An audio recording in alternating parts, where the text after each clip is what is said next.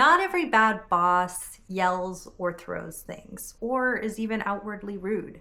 Some of them smile, some of them micromanage with love, and some of them even seem like a friend or a parent. These kinds of bosses are just as bad, but HR usually can't do anything about them. If you've ever left a meeting feeling confused or your confidence has been a little dimmed by the interaction, then stay tuned because this video is for you. If we haven't met before, I'm Monique, and on this channel, we talk about all things career related, including tricky office politics. So most of us know what an obvious toxic boss looks like, but then there are these ones that don't do anything outwardly bad and kind of fly under the radar, but they leave you feeling the same way, if not worse, because you're questioning whether or not what you're dealing with is valid. The comments are subtle and the tone is always kind of passive aggressive, slightly condescending, and you are often left questioning yourself. Let's talk about the kinds of bosses that HR can't usually touch and how you can maintain your peace and sanity anyway. Number one is the parent boss. This type of boss talks to you like you're their kid and like they always know better. They love giving advice that you never asked for or that isn't even really relevant to the job. So an example of something they might say is, well, with your salary, you really should be doing X, Y, and Z. Or with your salary, you should be operating at this level. Well, that's not so helpful. Thanks, but no thanks. Number two, the vibe sniper. Oh, love this one. It's, believe me, I've been doing this a long time. And I've often found with bosses like this, they think they know better, kind of like the parent boss. It's still in the same family. They know better and they basically invalidate any of your experience and what you bring to the table. The third one is the micromanager in disguise. They give you a project to do, but then micromanage you every step of the way. They tell you how to do it, who to talk to. They want to be copied in on everything. They reword your emails for you, like little things that in the big picture won't really matter. And often what they do is they will see that you're doing a project a certain way. They might not like it, and then they might just take over the whole thing themselves, which can be a pretty bad feeling and leading to kind of a sense of like, what am I doing here? Why are you even paying me if you want to do everything? Then there's the passive aggressive saint. Things are said in a really nice tone, but they're not really nice. So an example of this would be like, oh, you're doing such a great job for someone without any formal training. Like stuff like that. It's really cringy because you think you're getting a compliment and then you're not. Then there's the ghost boss. They give you no guidance, they offer no support, there's radio silence until the project is due or something goes wrong. Then they're all over you. I mean, it is incredible. And often I find that the ghost boss and the micromanaging boss, there's like an overlap there because like big picture they're like, oh, you run with that project, but oh no, do it this way, do it that way, oh no, you didn't do it right. The final type of boss is the insecure overcompensator. This kind of boss loves to flex their accomplishments in order to belittle you. So again, it'll be that I've been doing this a long time. I have so much experience when I worked here, and they usually throw out the same organization again and again that they think is the most prestigious of all the jobs that they've had. It's like a broken record. I've experienced this on multiple occasions with people where they have this one job that was really prestigious and they love talking about it over and over and over again. And they totally disregard everyone else's experience, even though it might be just as good, if not better. And there's nothing you can do because they're the boss. What do all these bosses have in common? None of them are actually illegal actions that would cause the downfall of a company. Human resources is not there to take care of your feelings or coddle you or tell you that it's going to be okay. At the end of the day, HR is looking out for the best interest of the company. And just because your boss makes you feel like crap doesn't mean that they need to do anything about it. All right, so you're stuck working under one of these kinds of bosses. What options do you have? What can you actually do about this? You deserve to be treated so much better and to be respected for the professional that you are. And together we're going to get through this. Okay.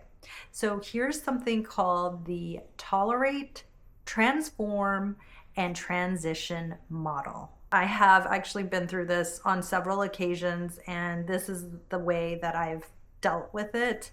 And so hopefully this will be helpful to you as well. Number one is to tolerate. Not everybody can just up and leave their job, and not everyone can just like peace out. So what you can do is you can tolerate the situation gracefully, of course. And the first thing is to take into account what you can actually do about the situation. And that is to set strong internal boundaries. Don't let this boss get into your head, because the mantra that you have to keep repeating over and over again to yourself is that this behavior is about them.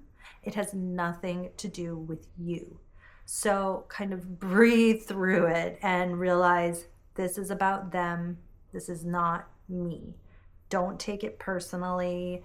It's hard not to, I know, but if you can get over that hurdle, it'll help make things a lot easier. Setting internal boundaries is really key. Many years ago, like 20 years ago, I had this boss, guys, and it was probably one of the worst boss experiences I've had in my life. He was really insecure, and he just shot down everything I said. And it was like clear he didn't like young women who were ambitious, right? Like it's that type. And I didn't do a good job of setting internal boundaries. So I fed into it. I basically became obsessed with this guy, and I would talk about him to anyone who would listen. And by obsessing on that for so long, it really didn't help the situation at all. It put me in a bad mood all the time. I was constantly stressed out, and I was like making him so much more important in my head than he should have been. And in the end, I ran away to art school, and I didn't have a plan, and I got in a ton of debt, and it took me years to dig myself out from that. The takeaway is to gracefully tolerate while you come up with a plan. That brings us to transform. So sometimes some bosses need to be stood up to. They might not realize their behavior. So you can transform the situation, but in a strategic way. When you have the energy, something you can do is try and transform the dynamic. Instead of just putting up with their comments or even snapping back rudely, you can do it in a subtle way. There are mirroring questions. So, for example, you're in a conversation with your boss and they make a snarky comment. Well, with your salary, you should really be working on these kinds of projects. And what you can do is you mirror their tone and say, oh, okay, thank you. Could you please clarify what the relationship between my salary and these projects would be? Or something along those lines. When you hit back with a question in the mirrored tone, it shines a lens on the way that they've been talking to you, and it makes them really be accountable for the things that they're saying to you. Another problem with these kinds of bosses is they're not really thinking about how they're coming across. So if you can shine a mirror onto their behavior, this is really helpful. And I've seen this work over time. If you ask questions then they have to kind of stop and think of an answer. Another thing you can do is you can assert things. If somebody likes to tout the experience that they have, you can say, listen, I have also been working and I also bring a different lens to this project. Transitioning. So while you're navigating all of this, still on the back burner, keep your options open. Continue networking, continue working on skills that will be transferable to another job or another role in the organization. You can handle this gracefully, and you don't want to burn bridges because you have already put a lot of time and effort into this company. Keep bridges open with other people because they can be references for you, or they may be able to help you out in the future. When you leave out of respect for yourself and with a clear and strategic plan that benefits you. And what you can do also is, during the time that you're working for this boss, keep detailed records of the times that they said things to you, what they said to you, how that made you feel, and you can quietly and in a classy manner present this to HR. The key is to plan your next move and don't be apologetic for it, because at the end of the day, you have to live with yourself and your happiness is really what matters.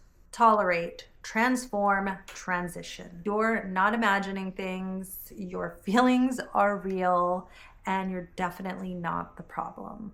You don't need HR to validate your feelings to know that they're real. You just need a strategy to work on your energy and protect yourself until you find something that has a better vibe for you.